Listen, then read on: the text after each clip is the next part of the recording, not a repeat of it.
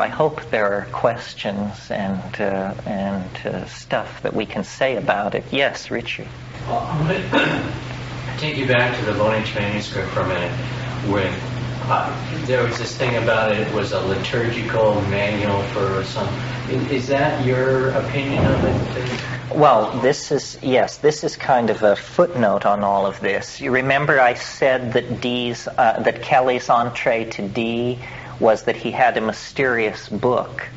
And you can tell from what I've said already, D was as big a sucker for books as I am.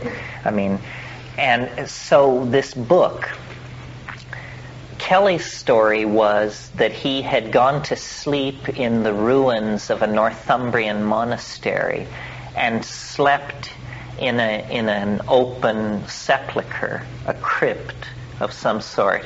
And when he awoke, he found beneath him two things: a vial of red powder, which he said was the transmissing powder, a necessary part to the alchemical opus, and a book in an unknown language, which he called the Gospel of St. Dunstable, possibly because this monastery had been dedicated to St. Dunstable.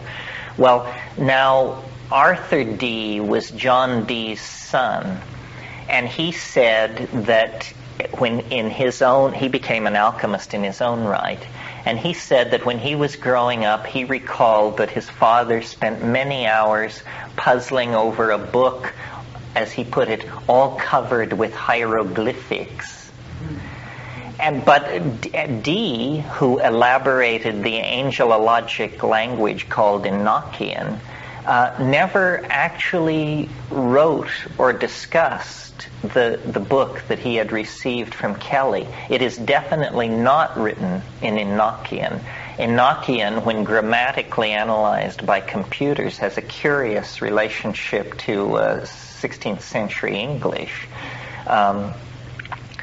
But when Dee and Kelly traveled to Europe, they were talking up Roger Bacon, who was a 14th century English monk who had dabbled in alchemy, and they claimed to have Bacon manuscripts. And Rudolf became very interested in this and wanted to obtain some of these Baconian manuscripts. Now, I suspect that what happened was that Dee, by this time, had given up on deciphering the Gospel of St. Dunstable and decided that he would palm it off on the emperor as a Bacon manuscript, because he didn't want to give up a real Bacon manuscript because they were too valuable to him. So for 14,000 gold ducats, this thing changed hands, and Kelly and Dee and Anne were able to pay their bills. And Rudolf had immense resources because of his position as emperor, and he brought his cryptographers and decipherers in to work on this Gospel of St. Dunstable, and got nowhere.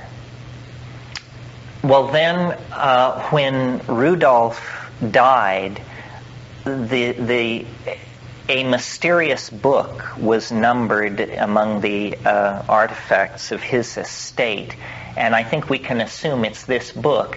And one of the interesting things about this book is it has pages and pages of plant drawings, over 150 watercolors of plants, each carefully labeled, captioned in this unknown language. Well, if you know anything about decipherment, this is what a decipherer dreams of, because if you have a picture of the thing and the caption, it doesn't take too much smarts to be able to figure out what's going on. Nevertheless, this was completely unhelpful. A third of the manuscript has pseudo-astrological material. In other words, what look like horoscopes and drawings of stars and stellar shells, but when carefully analyzed, dissolve into meaninglessness, cannot be associated with anything.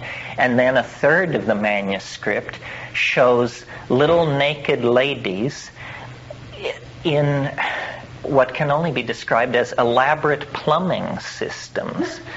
And it was thought at one time that these must be drawings of the humors of the body in the liver, that these little naked women represented spirits moving inside the human body, or then somebody else's guess was it must show an obscure form of German hydrotherapy. Because, the Germans were, if you've ever been to Baden-Baden or Marienbad or these places where people take the waters, well, those places are old. And all this stuff is captioned, and there are even tables of contents, which again you would think would yield to decipherment. And so when Rudolf died, because of the botanical material in this book, it passed to the court botanist, a man named Marici, and he got nowhere with it. Well, then in the early 16th century, a great alchemist and polymath, some of whose art we'll see this evening, was Heinrich Kundrath. And Heinrich Kundrath was fascinated by artificial languages. And he heard about the Vonage manuscript. And we have a whole bunch of letters from Kundrath to the keepers of the estate of the emperor, trying to obtain this manuscript, which he finally did obtain. And then at that point, he makes no further mention of it in his diaries, the conclusion being that he too could get nowhere with this thing, that it just defied decipherment. Well, in 1619, at the outbreak of the 30 Years' War, and that's what I forgot to mention in my earlier discussion, this episode of the Winter King and Queen is one way of debating the 30 Years' War. It's usually considered to be the moment when a certain personage was hurled from a third-story window in Prague, and then fighting broke out in the streets. But really, the episode of the Winter King and Queen brought the thing to a head. Well, in 1619, to avoid being caught up in the 30 Years' War, Kundrath decided to take holy orders and become a Jesuit. And so he gave his library, which was compendious, to the monastery that he joined, which was a monastery in southern Italy. And there this thing sat until 1906, when a New York rare book dealer named Alfred Vonage bought the entire contents of this monastic library. And when he got it all back to New York and cataloged it, it was all very predictable 16th century theological and alchemical speculation, except here was this book in an unknown language. And Vonage kept it throughout his life, and then when he died, he gave it to Yale. And it is to this day at the Beneke Rare Book Room at Yale.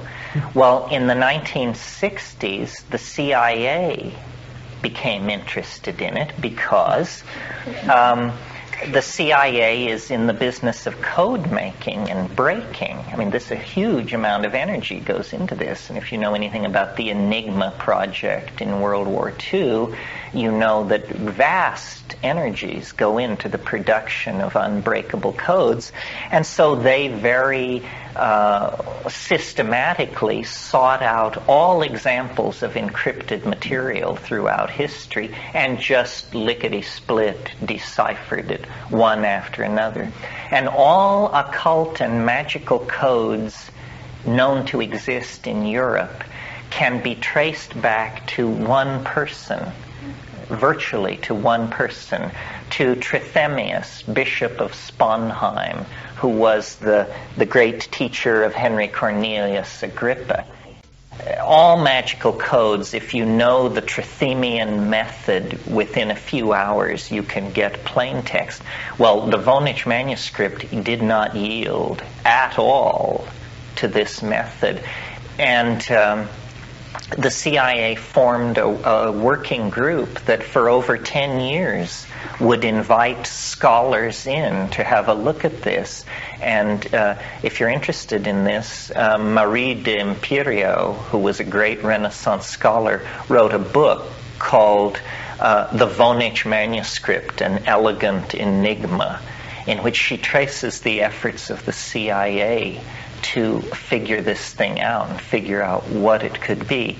Well, there the matter rested until about 3 years ago when I think his name is Leo Levertov, some kind of military historian, one of these peculiar people who live for this stuff, he got a hold of it and he said, and De Imperio goes through all the decipherment, and there were many efforts at decipherment. There was a scholar at Yale in the 20s named Brumbaugh, who was a very respected man who ruined himself by claiming a complete decipherment of the Vonage manuscript. And you know, the way the game is played is you say what your rules for the decipherment were, you give them to a colleague, you give the rules to a colleague, and you give your colleague a page of text.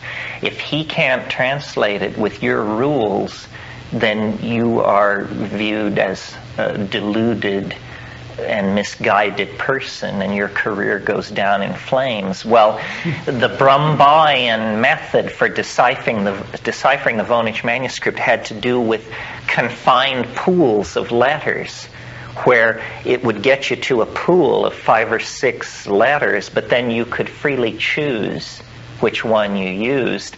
And critics of Brumbaugh demonstrated that you could make this thing say anything you wanted it to. Brumbaugh supported Dee's claim. He claimed that it deciphered out into a Roger Bacon manuscript that described a series of riots between the students and the Blackfriars at Christmas time in 1385 at Oxford. But nobody else could make it say that or make it say anything. So Brumbaugh disgraced him and ruined his career.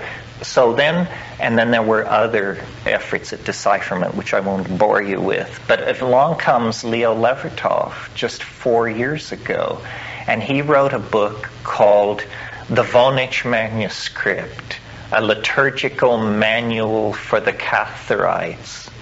And his great breakthrough, if you accept his translation, and I know people who don't, but they don't seem to have read him as carefully as I have. I think the dude has it pretty well nailed to the barn door. His great breakthrough was to realize that it's not in code. It is not an encrypted manuscript at all. What it is it's a synthetic alphabet, yes. It's an alphabet and one of the things that baffled the CIA was they looted the libraries of Europe and they could never find another example of what is called Vonage script.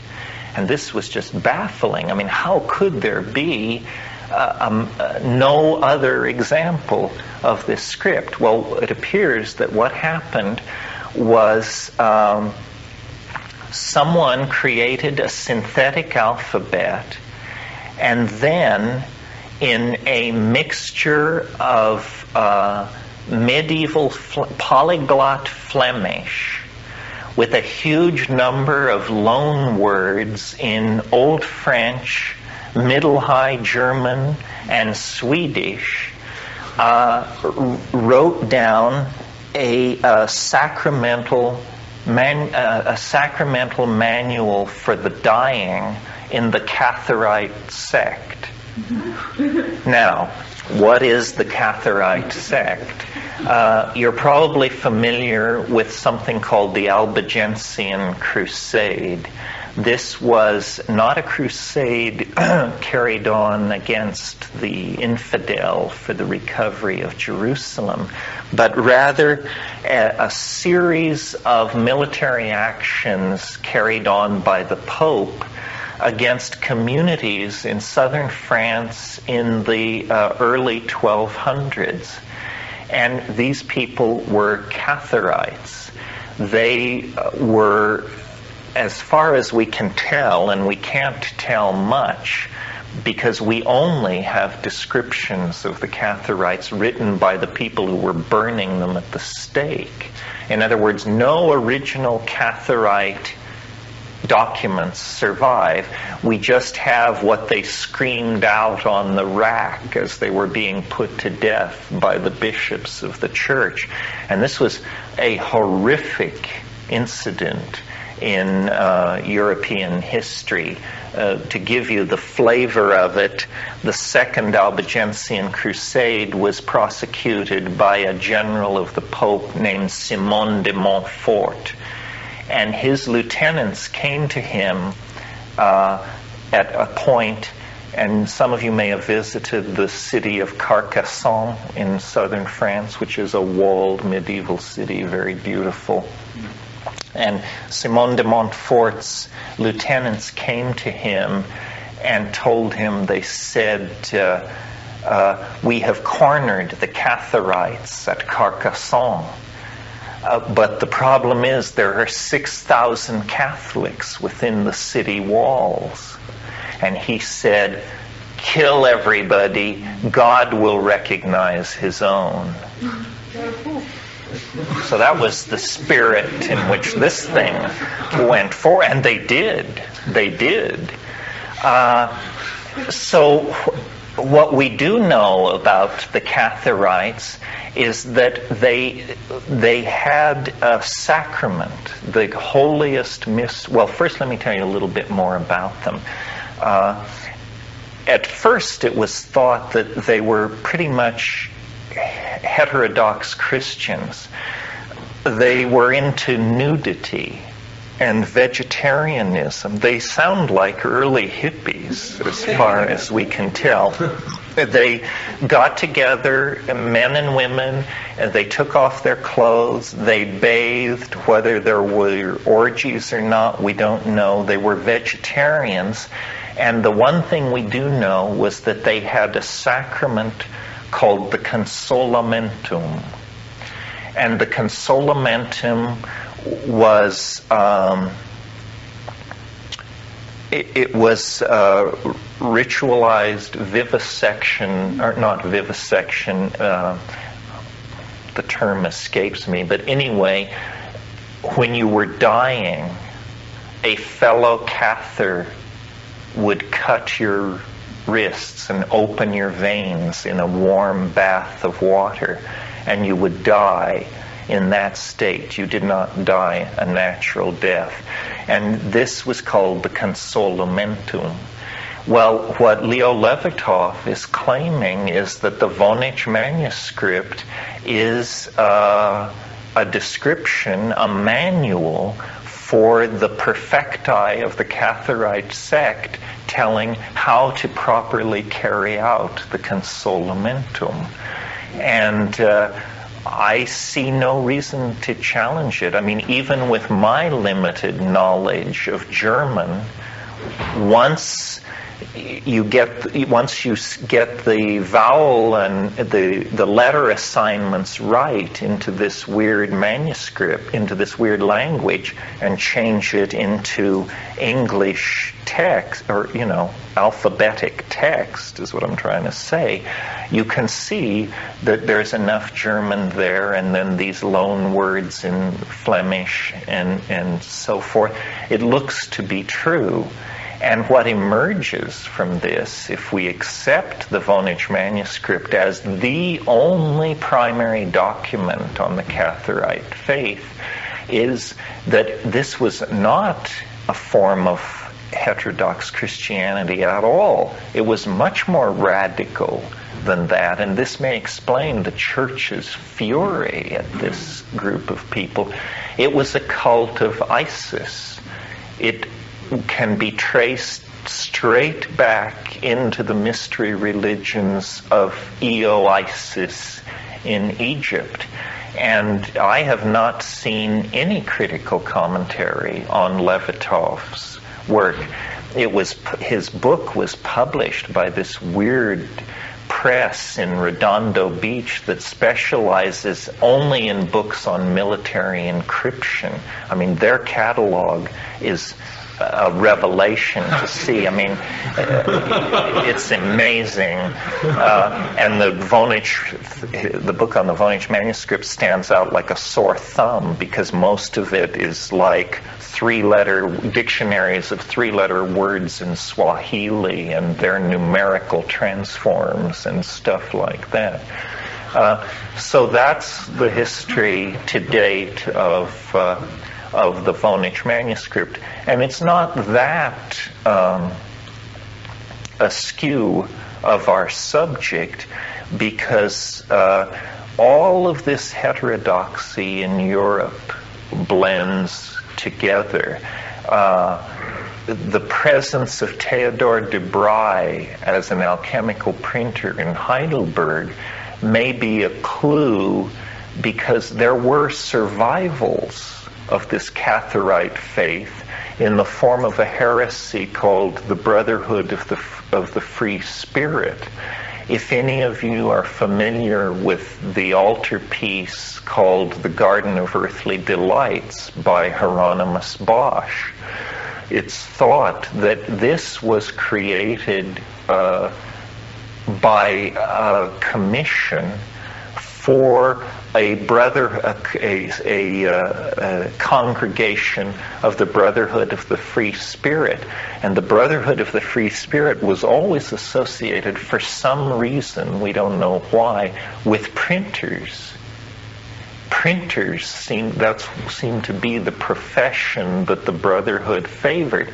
And like the Catharites, they practiced ritual nudity, vegetarianism, and gathering together in a ritual bath. There is much still to be learned and still to be teased apart in the art history and the history of heterodox thinking in Europe, of which alchemy then is seen to be one facet of a faceted gem that includes the Brotherhood of the Free Spirit, early Freemasonry, Catharites, survivals of Manichaeanism, Bogomils in Yugoslavia. There are Bogomil-Vostrian graves on the southern coast of Thessalonica, and just a whole zoo of intellectual systems that have been forgotten and overlooked. This is what I meant when I said we will explore the stratigraphy of lost thought systems. And in some cases we possess quite complete skeletons. In the case of alchemy, in the case of the Bogomils and the Cathars, what we possess is almost a foot bone or a tooth or a footprint. But someday, with luck, new textual material will emerge and a new understanding of the role of heterodoxy in the formation of modern thought will emerge. Questions? Yes, and bless you. There's the Born Blood book on Freemasonry has just recently been published, and I've just about finished it. This person is a medieval English historian from Kentucky in this country, and I think he's sort of solved the problem of Freemasonry has come from, which is a very interesting history, because the Masonic historians themselves have been arguing over this for a couple hundred years. And so it's strange that the Vonage manuscript should be all of a sudden, in the last couple of years, sort of resolved, and then it seems that this Freemasonry thing is also. Yes, you make an interesting point. John Glavis brought me an article yesterday we're all tied up now in this Pluto return. I'm not an astrologer, but John brought me an article talking about how, I don't know whether it was the last time or the time before last that the Pluto return occurred, is precisely the 1490s, the period that we're talking about when the Corpus Hermeticum was translated. And we are now in a period that is astrologically exactly equivalent to that period, and the Vonage manuscript appears to have been deciphered. I mean, I'm willing to accept it. You mentioned this revelation of the true nature of Freemasonry, and of course, what is going on at the moment that is askew of our subject, but tremendously exciting and relevant to the idea of lost knowledge coming to light, is that this is the golden moment in Mayan studies. It is happening right now, day by day, hour by hour, minute by minute. The logjam has been broken. The Mayan glyphs are being deciphered. No shit. And it has to do with an entirely new approach that some Russian linguists have taken. And if any of you are it will never happen again. So far as I know, there are now, with the Mayan decipherment, no real undeciphered languages left. The Harappan script was deciphered a few years ago, but really it wasn't that interesting because we only possessed something like 6,000 characters in Harappan. But the literature of the Maya, when you take not only the hieroglyphic, the stone texts, but when you add in the ceramic texts, why, we have a lot of Mayan material. And it is being deciphered at a furious rate. If you're interested in this, Linda Scheel has written a book called A Forest of Kings. And how I do envy this woman, because what she is doing is writing the first history of the Maya in 1,000 years. I mean, we're not now dealing in the realm of gods and myths. We're dealing with stuff like, on the 14th of May, 642, an army from El Caracol met an army from Tikal and triumphed and deposed 3 Flint and placed on the throne. It's this kind of stuff, real history. And the conceits of Mayan religion and Mayan courtly life are all coming into focus, and it's very exciting. It's all these people who have tried to make the Maya into some kind of Atlantean civilization should be running for cover at this point, because the picture that emerges is not as pretty as we might wish. But hey, know the truth, and the truth shall set you free. I would choose truth over illusion anytime, no matter how damaging it might be to somebody's conceptions of these things.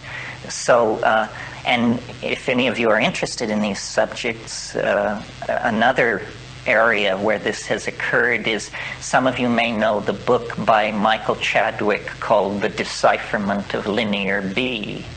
Linear B is a Proto-Minoan language, and a linguist at Cambridge named Michael Ventris, a genius in the 50s, took this language. There was no Rosetta Stone.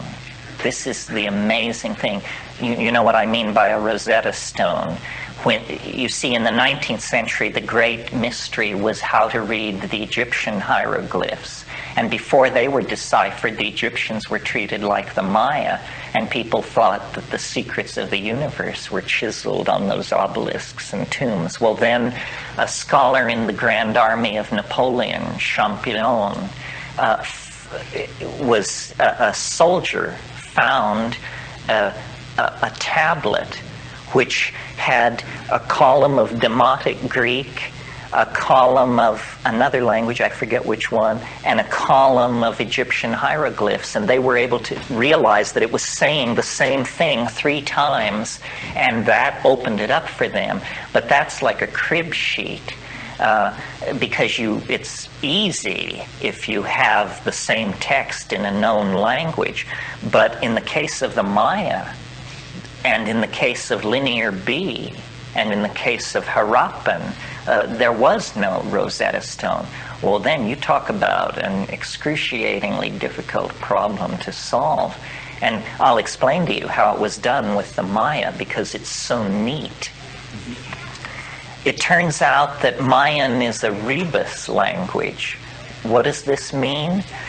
Do you remember when we were kids and in comic books there would be these things where it would show a picture of an eye, and then it would show a picture of a saw going through a log of wood, and then it would show a picture of an ant, and then it would show a picture of a red rose? This is a sentence which says, "I saw Aunt Rose." But now notice what's going on here. It's that it's all based on puns that depend entirely on a knowledge of the spoken language. If you lose the sounds of the spoken language, how the hell could you ever tell that a picture of an eye, a saw, an insect, and a rose says, "I saw my maternal relative on my mother's side"? I mean, it just is impossible. It's absolutely impossible in that situation to reconstruct meaning unless you have the sounds. Well, how do you recover the sounds of a language dead 1,000 years? Well, these Soviet linguists had the good sense to go and look at living Mayan languages, of which there are 15 living Mayan languages in the Americas, and they discovered one of these dialects where when you set Mayan hieroglyphs in front of these people and they named what they saw, meaning came out of their mouths. And that broke the logjam, and then, you just rev up your computers and use all the standard tools of modern linguistics and philology, and the stuff just begins to pour out, clear as day, no problem. They asked a Mayan. Yes, they had to go to a Mayan. You're right. Good point. It had never occurred to them. Because they always before, when they would show this stuff to Mayans, they would say, "What does it mean?" Instead of saying, "What do you see here?" And then when they said what they saw there, then meaning came out of their mouths. So it was very, very neat.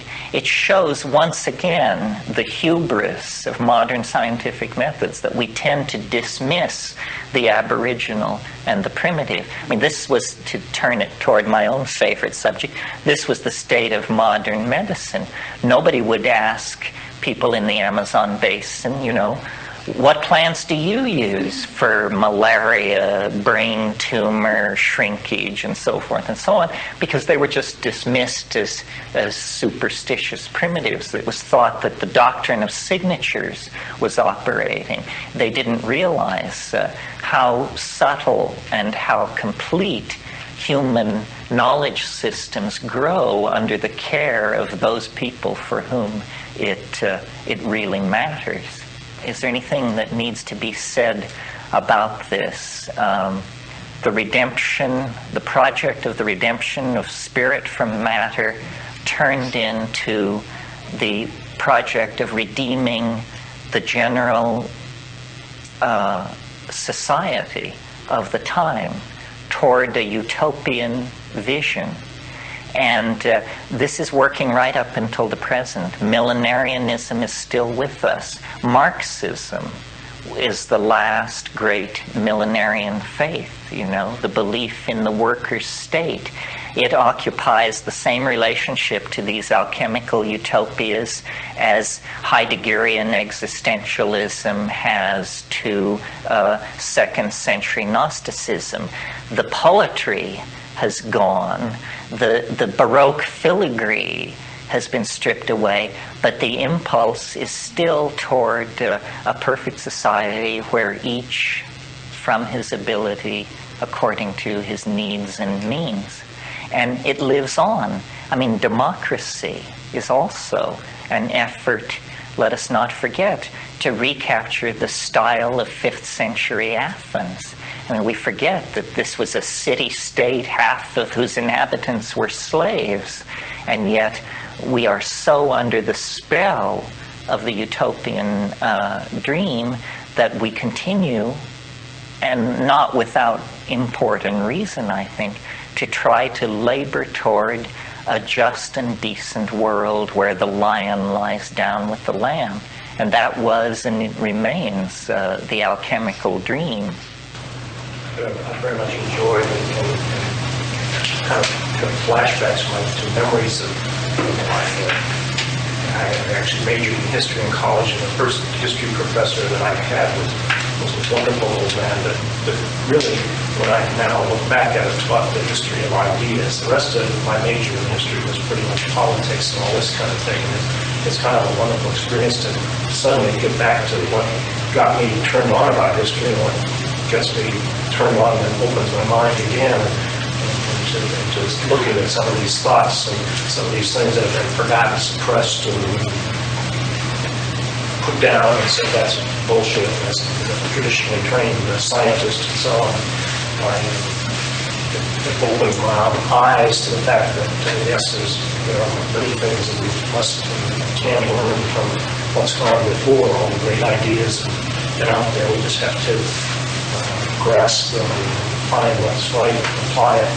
I too am interested in how we make this more meaningful for the future. One thing that occurs to me to say, I once, in one of these revelatory dialogues with the Logos, asked the question, why me? Why are you telling me this? Because I was a poor hippie, I was penniless, I was a traveler, and the answer was instantaneous. It was because you don't believe in anything. Because you don't believe in anything. And I think that that's a very pure position to hold. We're not trying to ensnare you to abandon your Jewishness or your Presbyterianness or belief. If you believe in something, you have precluded the possibility of believing in its opposite, and you have hence limited your freedom. Everything is to be judged by its efficacy, by its effectiveness in the real world. And I think that I have a horror of all belief systems. I just don't like them. If somebody tells you they have the answer, flee from this person. I mean, they are obviously some kind of low being who has not at all recognized the true size and dimension of the cosmos that we're living in.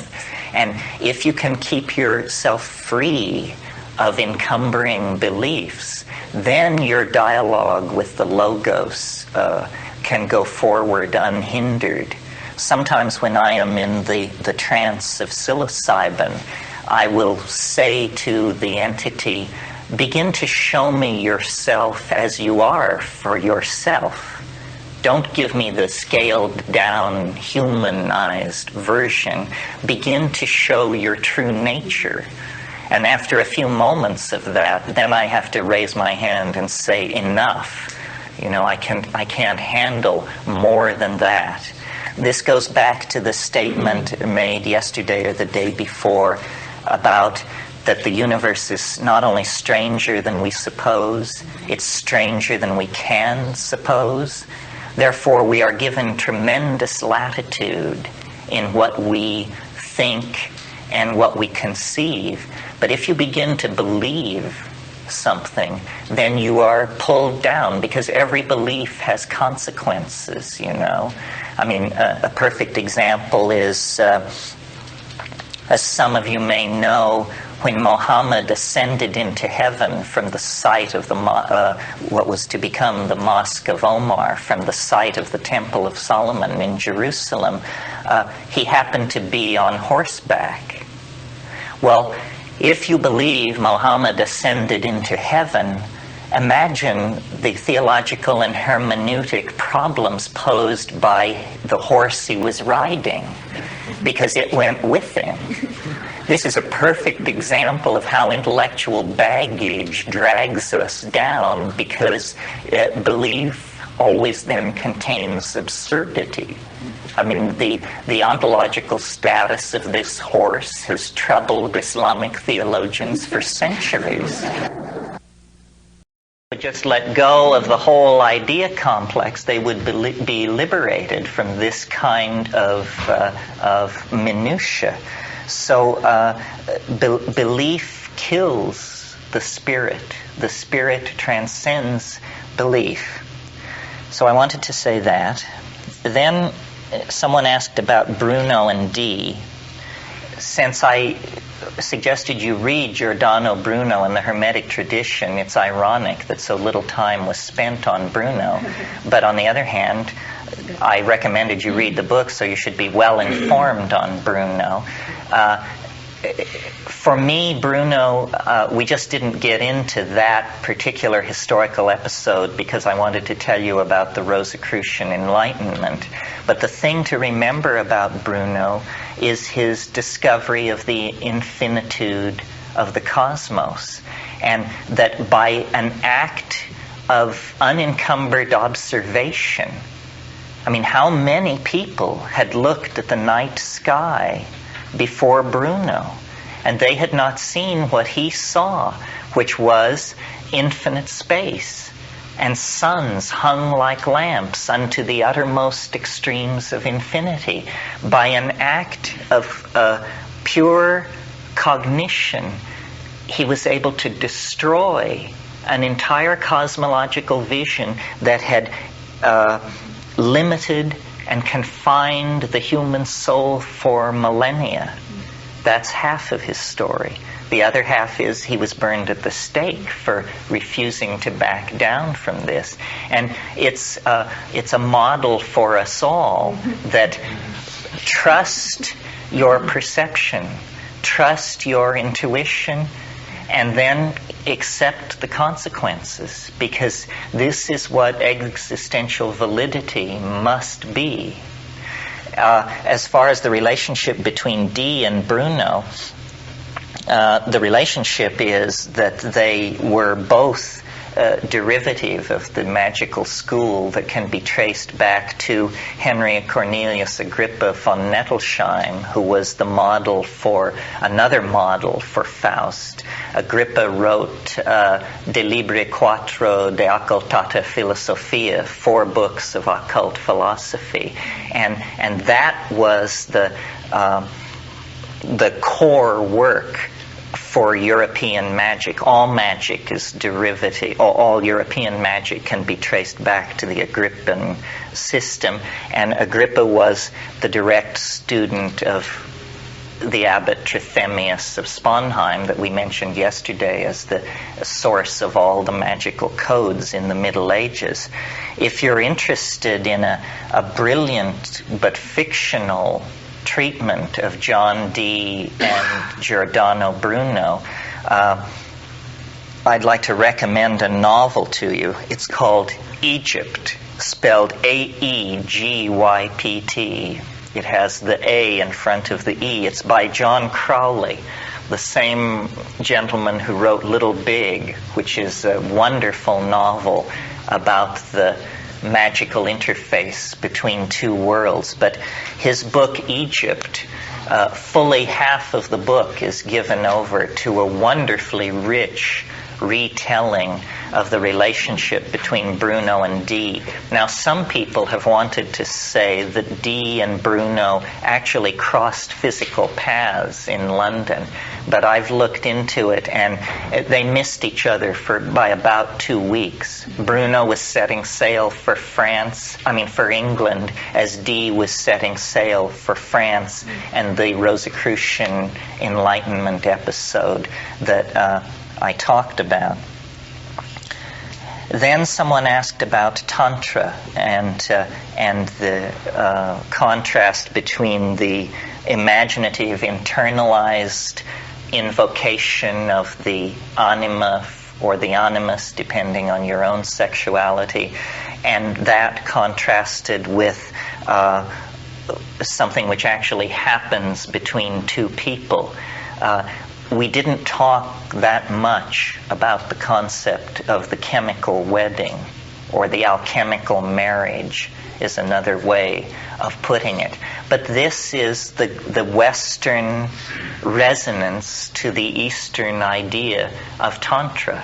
And it is the idea that sexual energy, being the rawest and most accessible energy to the organism, can be channeled into a higher spirituality.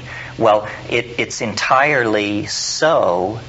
The problem is, of all paths, this is probably fraught with the greatest difficulty, because sexuality is such a debased coinage in the modern world. In other words, you have to make your way with great care and great purity of intent into this. In Eastern Tantra, that is actually practiced in this physical manner, there is usually the admonition is that you should have no attachment to your tantrika, that the relationship should be entirely given over to the technical details of this union. And of course it has to do with the forestalling of orgasm and the raising of energy within the organism.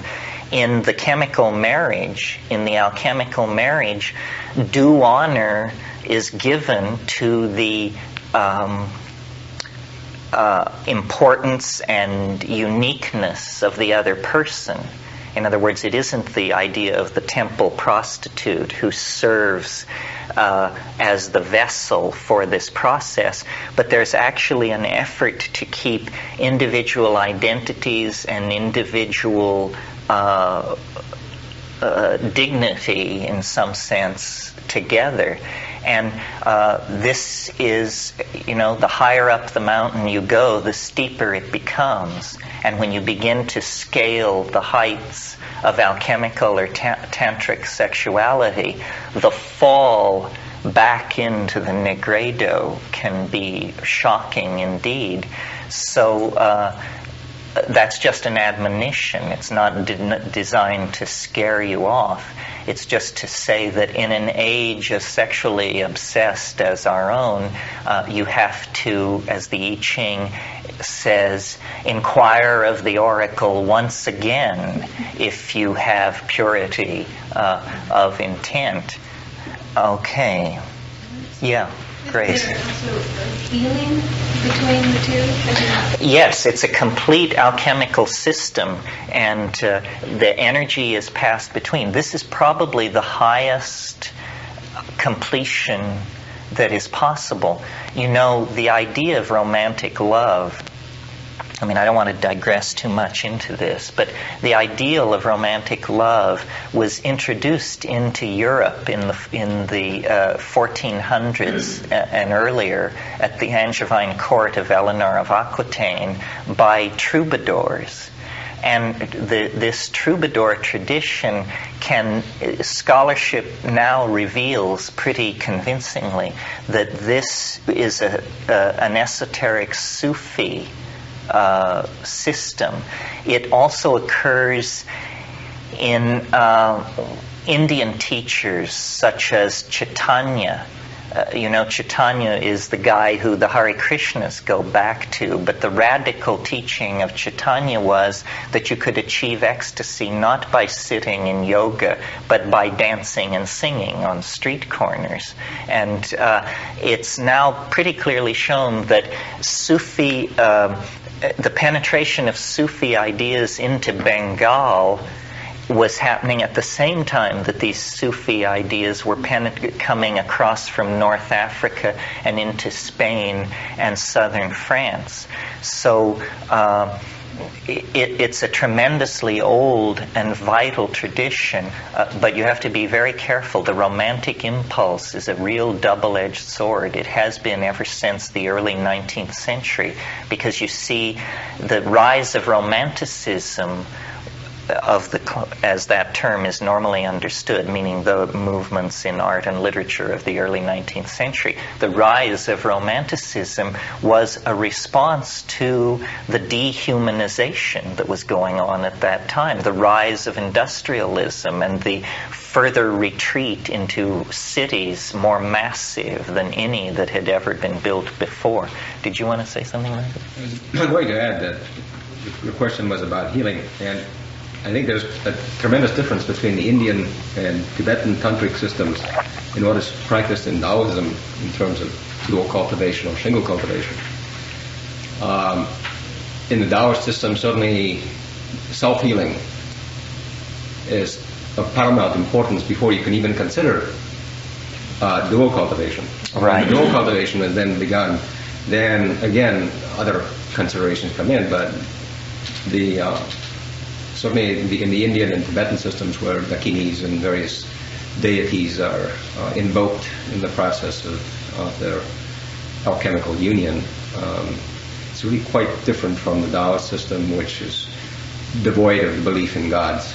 Mm-hmm. Yeah, that's a good point. I talked yesterday about the alchemical stages. When you have reached the albedo, the final whitening of these processes, that final whitening is, from a higher perspective, a new nigredo. And you must always build and build again.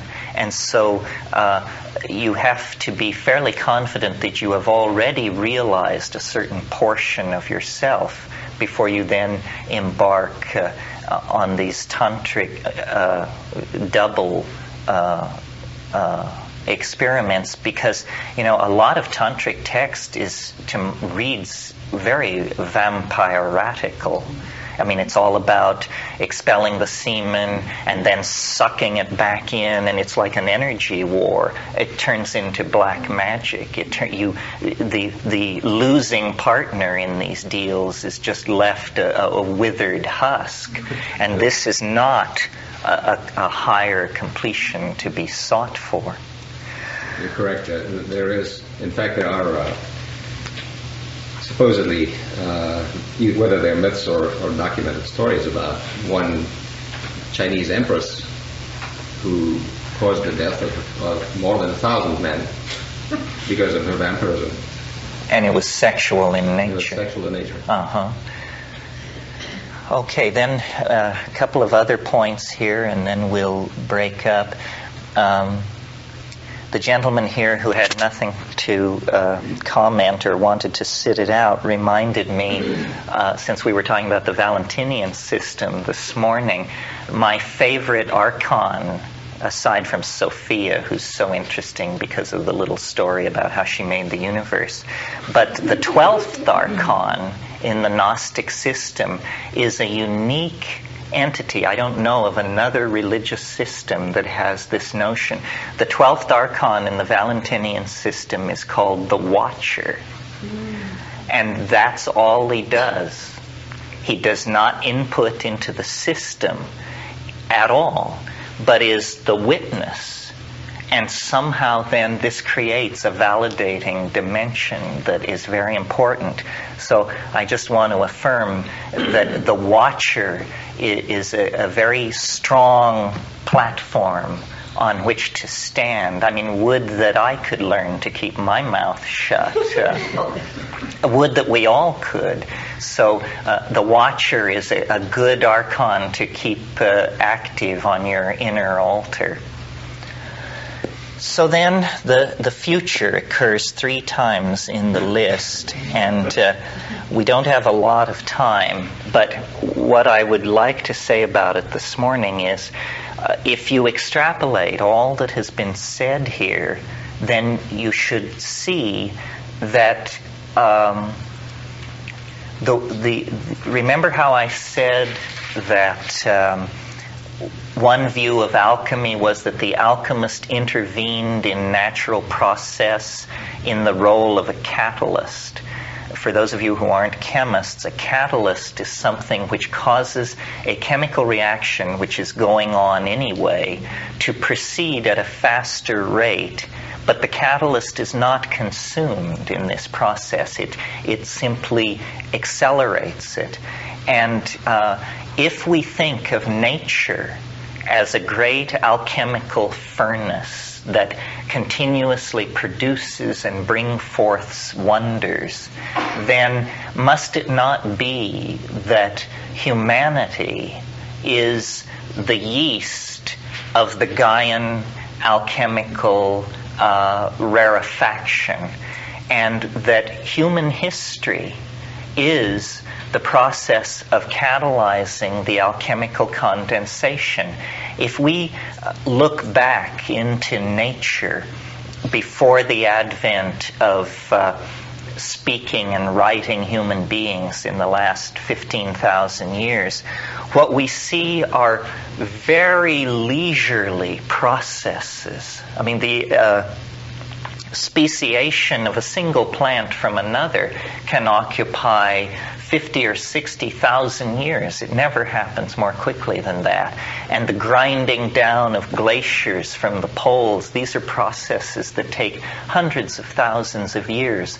With the advent of human beings, an entirely new ontos of becoming, an entirely new category of becoming is introduced into the entire cosmos as far as we know, because we cannot verify that there are other self-reflecting beings in the universe.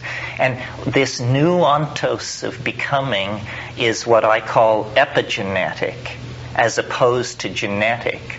All other change in the living world, in the world of bios, of zoa, it occurs through genetic change, random modification of the genome, which is then subject to random selection. But with the advent of speech and writing, epigenetic means outside genetics. Epigenetic processes become possible, and time accelerates. One way of thinking about what is happening in this cosmos is that it is a gradual conquest of dimensionality by becoming or process. I mean, we hardly have a word inclusive enough. The earliest forms of life were probably slimes on certain kinds of clays, self-replicating molecular systems, and then certain portions of this chemistry became light sensitive. And then there was the sense of the division between light and darkness, which generated the notion of here and there on some tremendously basic level within these early organisms. Once you have the concept of here and there, motility, the ability to move, the cilia that dot the surfaces of protozoans and stuff like this are elaborated, and a new dimension enters the picture, the dimension of time. Because notice that a journey from here to there is a journey from now to then. And then as more refined perceptual apparatus arose and more refined systems of moving animal bodies arose, a steady conquest of dimensionality occurred, the movement of animals onto the land, and so forth. Well, then, with the advent of memory, and memory must be mediated by language, except at a very crude instinctual level. Memory is a time-binding function. It's a way of somehow taking the past and calling up its essential properties so that they are co-present with the given moment of experience. And when you... it's one thing at the level of the song and dance of pre-literate peoples, but once you begin to chisel stone and write books, then you're into the epigenetic domain in a big way. And once you cross the threshold into the world of electronic media and that sort of thing, once you achieve powered flight, once you can hurl instruments outside the solar system, these are time-binding functions. And the alchemical intent, recall, was to accelerate nature's intent toward perfection. And the alchemists all believed that nature was growing toward a state of unity and perfection, that given millions and millions of years, everything would turn to gold. Everything would find its way toward the Platinian one.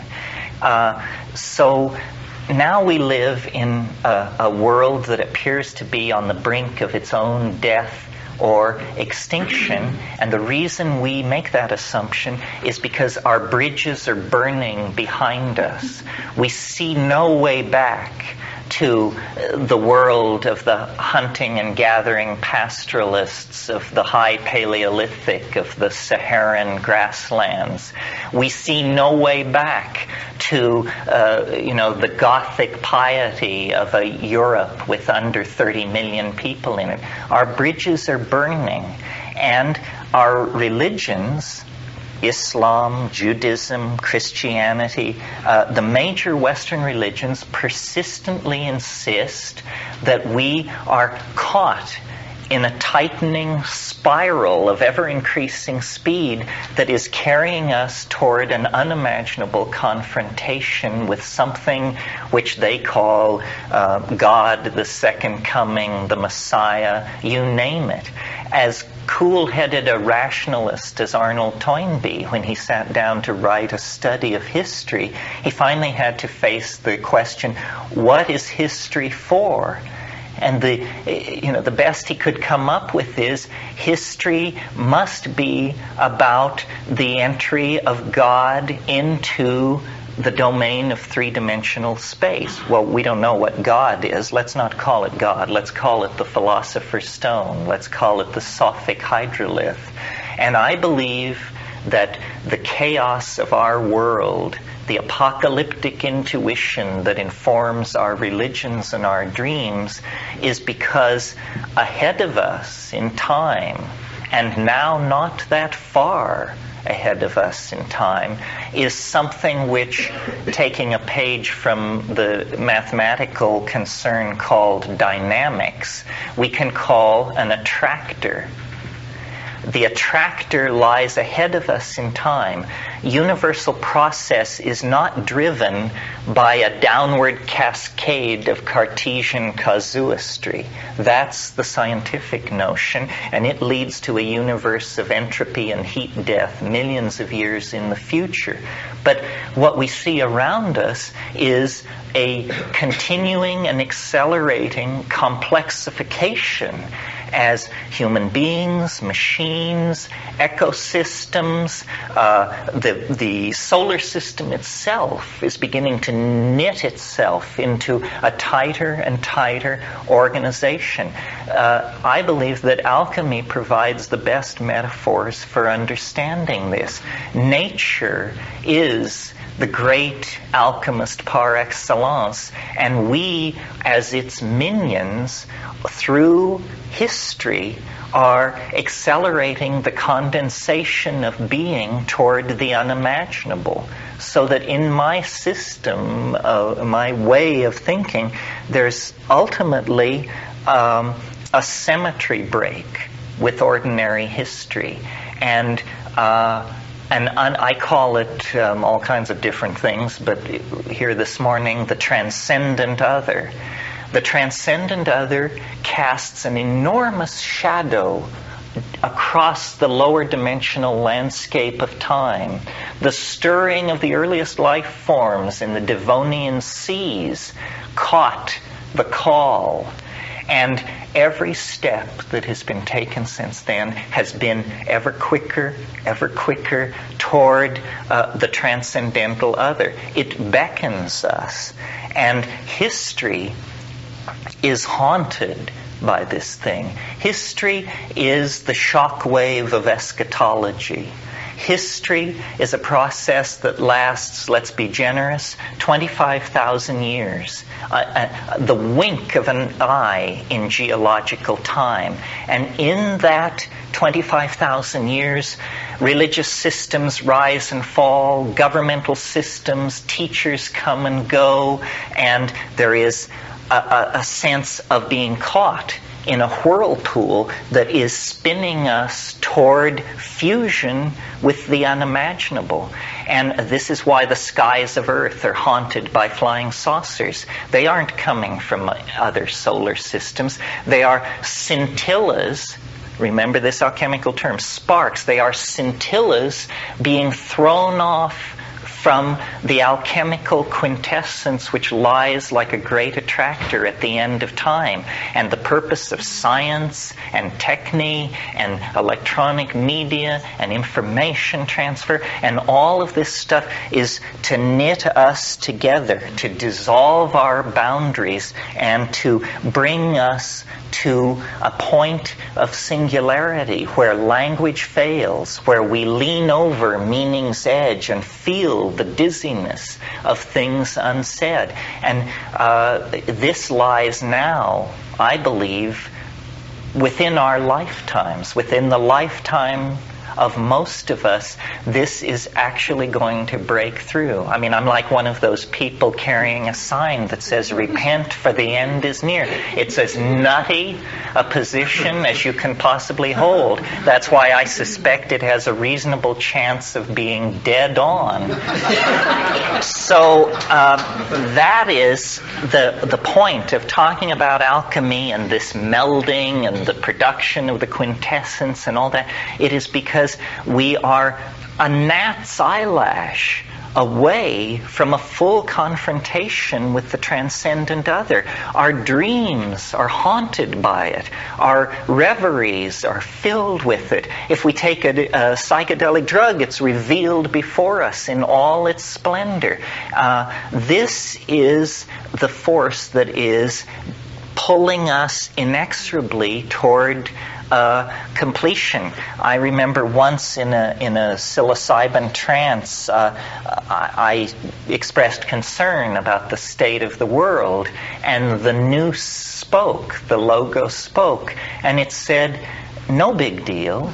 This is what it's like when a species prepares to depart for the stars. This is